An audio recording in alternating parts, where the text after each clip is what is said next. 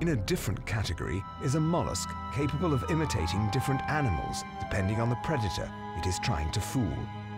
Known as the mimic octopus, it can grow up to 60 centimeters in length.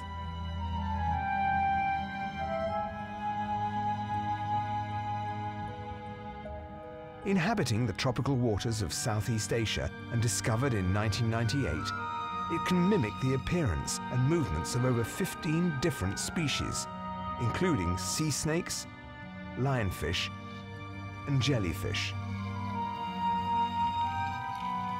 It accomplishes this feat by contorting its body and arms and changing color. The mimic octopus is the first known species able to pass itself off as another animal.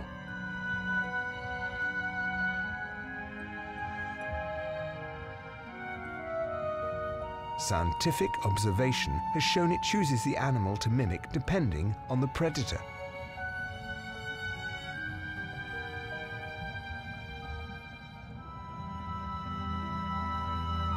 In this sequence, it wants to pass itself off as a lionfish.